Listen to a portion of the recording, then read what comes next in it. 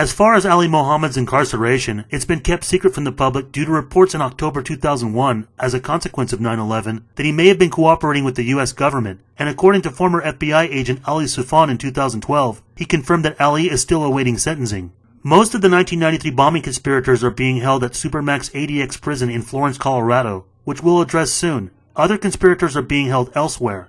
But interestingly, Ali Mohammed's fate was far different than another suspect he was connected to, while living in North Carolina, through Wadi al-Hajj's number in Nairobi, Kenya, was Mohammed Jamal Khalifa, a brother-in-law of Osama bin Laden. In December of 1994, Khalifa was arrested and detained for several months without bail in Mountain View, California, on charges related to the 1993 bombing, where all of a sudden, with no explanation, he was deported to Jordan to face a conviction for a sting of theater bombings, which in happenstance, his conviction was already overturned due to a witness recanting their testimony. Khalifa then left for the Philippines and returned to Saudi Arabia, where authorities claim he was found to have been funding the Bojinka plot by 5 phone numbers of him found at the Joseph apartment in Manila, where Yusuf's bomb factory and laptop was found after the apartment fire. Khalifa confirmed that he knew Pakistani Wali Khan Amin Shah and was a high school student of his when he was a teacher in Medina, Saudi Arabia. Shah was arrested by Manila police at another apartment on Singlong Street, which Yusuf had set up in case the Bojinka plan failed. But with Khalifa in the middle, this does show potential overlap or a degree of association between Yusuf KSM family and bin Laden. The day before Khalifa's 50th birthday, in 2007, he was killed in southern Madagascar while visiting his gemstone mine. Reports state that around 25 to 30 armed men raided Khalifa's residence in the middle of the night, attacked him with various weapons, and removed his computer and other intelligence materials. His family believed that he was assassinated by Joint Special Operations Command. But still, if they were able to prove, even if circumstantially, that Osama bin Laden's brother-in-law was involved in a Bojinka plan, where Yusuf and his uncle certainly were at, even if dead, then why haven't the FBI been able to prove that he was behind 9/11 and have only charged him still for the USS Cole East Africa Embassy bombings and small terrorist attacks throughout Africa and the Middle East, and not 9/11? And not to mention, neither the 1993 World Trade Center bombing either. And with so many unanswered questions and cover-ups regarding the destruction of the World Trade Center, if you think the Bojinka plan doesn't ultimately matter in regards to 9/11, just because there's an official narrative of only 4 hijacked flights, it would be worth reconsidering that, as with what Ramzi Youssef said in his only interview to Al Hayat newspaper after his sentencing, about a new Islamic militant group that would rise and challenge the U.S., Ramzi Youssef certainly could not have been declaring vengeance be carried out under the limited number or official scope of only 19 hijackers and 4 airliners, especially if we know there's been planned coordinated bombing strikes on the U.S. several years before 1993 during the Gulf War. Was Youssef warning of someone else finishing out the total third phase of the Bojinka plot as 9/11, finishing something he didn't even start?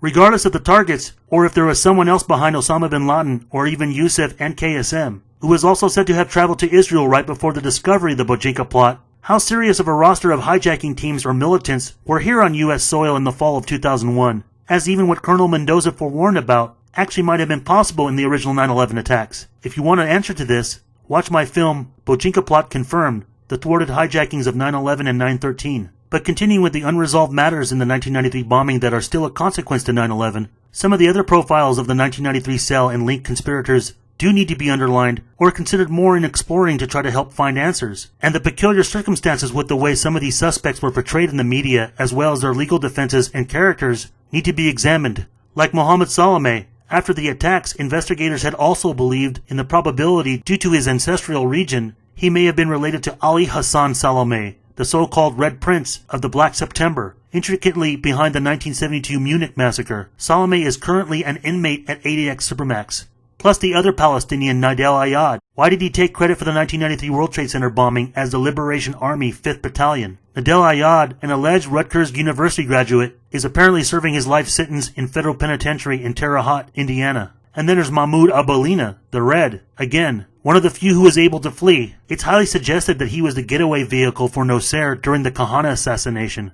In 1981, he first moved to West Germany from Egypt, later recounting that he lived a life of corruption, girls, drugs, you name it. After being denied political asylum, he quickly married a nurse in Munich so he could remain in the country, then divorced her 3 years later while eventually marrying another woman in a Muslim ceremony, and then eventually moving together to Brooklyn in 1986. And there's a lot of mystery behind Iyad Ishmael, being that he seems very westernized and was originally living in Texas right before he appeared in New York to take part in the conspiracy of the 1993 bombing, and had successfully fled, being the last conspirator captured in August of 1995. And aside for El Said Nosser and his cousin Ibrahim Al-Gabroni, There is certainly a good amount that needs to be addressed in extension when it comes to the landmark plot bombers, or those close to the Blind Sheikh's inner circle, that we don't really have enough time to expand on, like the Sudanese Sadiq Ali, or also with the American-born and former member of the Moorish Sayyids Temple, Clement Rodney Hapton, who already died in 2014, or to cover their circumstances or legal defenses, like the follow-up stories with Ahmed Abdel Sattar and attorney Lynn Stewart, defending the Blind Sheikh after William Kunstler passed.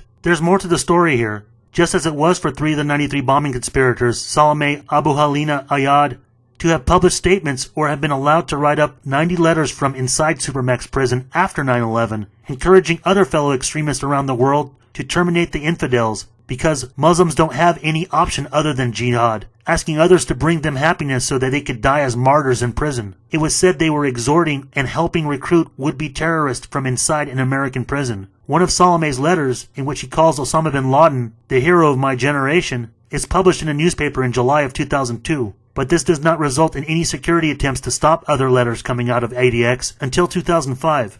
But what did Salameh even mean by his generation?